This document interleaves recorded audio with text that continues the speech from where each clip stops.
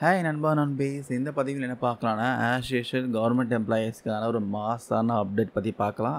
என்னடா அவன் டெய்லி ஏதாச்சும் கவர்மெண்ட் எம்ப்ளாயீஸ் பற்றி ஏதாச்சும் அப்டேட் கொடுக்குறன்ற பெயரில் லூஸ் மாதிரி உளறிட்டு இருக்கலாம் நீங்கள் நினைக்கலாம். இந்த அப்டேட்ஸ்லாம் நானாக ஓனாக க்ரியேட் பண்ணிலாம் கொடுக்கல. இது நிறைய நியூஸ் வெப்சைட்டில் பப்ளிஷ் பண்ணியிருக்காங்க. ஜஸ்ட் எல்லாமே டோட்டலாக கலெக்ட் பண்ணி எதெல்லாம் காமனாக யூனிக்காக இருக்கோ அதெல்லாம் மட்டும்தான் உங்களுக்கு ஷேர் பண்ணுறேன். மோஸ்ட்லி இதெல்லாம் அஃபிஷியல்லாம் இல்லை. ஜஸ்ட் என்னென்னா இதெல்லாம் இனிமேல் தான் வரப்போகுது. ஸோ அதுக்கான அப்டேட் தான் நம்ம ஷேர் பண்ணிகிட்டு இருக்கோம். ஜஸ்ட்டு இந்த அப்டேட்ஸ்லாம் நீங்கள் பார்க்குறதுனால உங்கள் ஒர்க்கை புத்துணர்ச்சியுடன் பாசிட்டிவாக ஒரு செழிப்பாக செய்யலாம். ஜஸ்ட்டு என்னுடைய பணி ஒரு இன்டர்மீடியேட்டாக நான் உங்களுக்கு கன்வே பண்ணுறேன். ஆஸ் யூஷுவல் இந்த 85 commission DNS allowance, travelling allowance, house rent allowance, other allowance இது மாதிரி நிறைய விஷயம் மாற்றம் வரப்போது. நிறைய வீடியோவில் நிறைய விஷயம் பார்த்துட்டோம். 85 கமிஷன் இம்ப்ளிமெண்ட் பண்ணிட்டாங்கன்னா கண்டிப்பாக எம்ப்ளாயீஸோடைய சேலரியில் ஒரு மிகப்பெரிய ஒரு மாற்றம் இருக்கும். அதில் எந்த ஒரு சந்தேகமும் இல்லை. இது சேலரி மட்டும் இல்லாமல் இந்த இம்பேக்டை அதர் அலவன்ஸையும் பிரதிபலிக்கும் சொல்கிறாங்க. 85 கமிஷனில் முக்கியமான ஒரு விஷயம் இருக்குது, இந்த ஃபிட்மெண்ட் ஃபேக்டரு. இந்த ஃபிட்மெண்ட் ஃபேக்டர்ன்றது பார்த்தீங்கன்னா ஜஸ்ட்டு அது ஒரு காரணி தான். அந்த ஃபிட்மெண்ட் ஃபேக்டர் பார்த்தீங்கன்னா இப்போ 2.57 கொடுக்குறாங்க. இந்த 2.57லேருந்து இப்போ பார்த்தீங்கன்னா 3.68 இன்க்ரீஸ் பண்ண போகிறாங்க. இதுதான் சென்ட்ரல் கவர்மெண்ட் எம்ப்ளாயீஸோடைய நீண்ட நாள் கோரிக்கையாக இருக்குது. 7th பே கமிஷனுக்கு முன்னாடி 6th பே கமிஷன் இருந்துச்சு. அந்த 6th பே கமிஷன்லேருந்து 7th பே கமிஷனுக்கு மாற்றி அமைக்கிறப்போ 2.57 ஃபிட்மெண்ட் ஃபேக்டரை பயன்படுத்தினாங்க. இப்போ 8th பே கமிஷன் ஃபார்ம் பண்ணுறப்போ கண்டிப்பாக 3.68 ஃபிட்மெண்ட் ஃபேக்டரை பயன்படுத்துவாங்க. இது கவர்மெண்ட் எம்ப்ளாயீஸோடைய ஒரு பேசிக் சேலரியில் மல்டிப்ளை பண்ணி அந்த அமௌண்ட் கொடுப்பாங்க. இதுக்கான டீட்டெயில் கால்குலேஷன் செப்பரேட் ஒரு வீடியோவில் பார்க்கலாம். இந்த 8th பே கமிஷனுக்கு கீழே DNS allowance, house rent allowance, அப்புறம் ட்ராவலிங் அலவன்ஸ், இது மாதிரி நிறைய சலுகைகள், அப்புறம் அதர் அலவன்ஸ்லாம் மாற்றி அமைக்க போகிறாங்க, அறிமுகப்படுத்த போகிறாங்க. மோடி ஆட்சியில் வரப்போகிற புதிய பே கமிஷன் இந்த 8th பே கமிஷன் தான். இந்த 8th பே கமிஷன் ஜனவரி 1, 2026 முதல் அமல்படுத்தப்படும் அப்படின்னு அரசு வட்டாரங்களும் தெரிவிக்கிறாங்க. பொதுவாகவே ஒரு 2 பே கமிஷனுக்கு இடையே 10 இயர்ஸ் கேப் இருக்கணும். லாஸ்ட்டாக 2014ல் 7th பே கமிஷன் இன்ட்ரடியூஸ் பண்ணாங்க. அமல்படுத்தினது 2016ல் பண்ணாங்க. இதே மாதிரி 2024ல் இந்த இயர் பார்த்தீங்கன்னா 8th பே கமிஷன் இன்ட்ரடியூஸ் பண்ணி இதை இம்ப்ளிமெண்ட் பண்ணுறது லான்ச் ஆகிறது ஜனவரி 1, 2026. ஸோ அதுதான் சொல்கிறாங்க. ஸோ வெயிட் பண்ணி தான் பார்க்கணும்.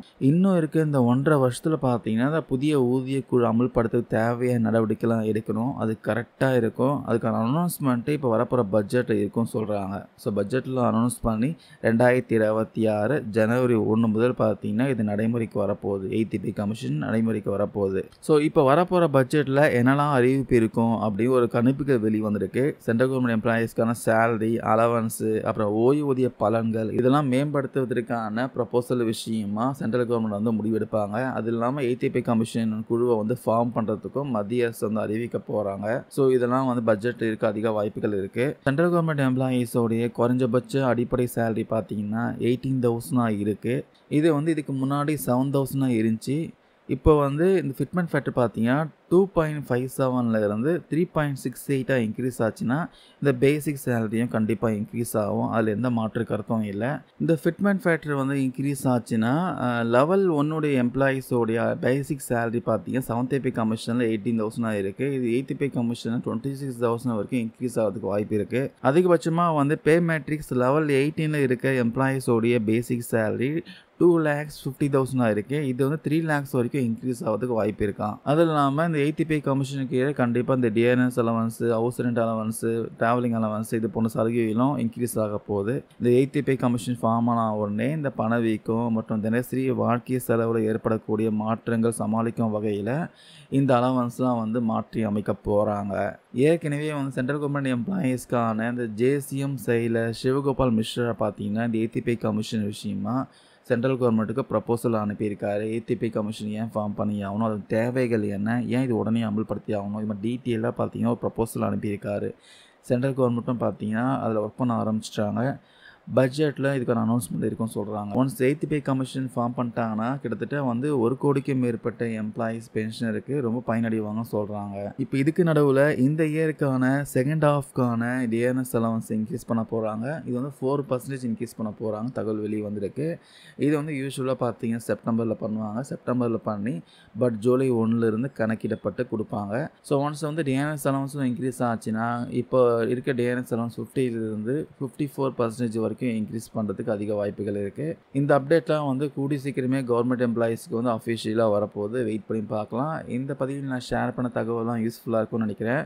தேங்க்யூ நண்பர்களே.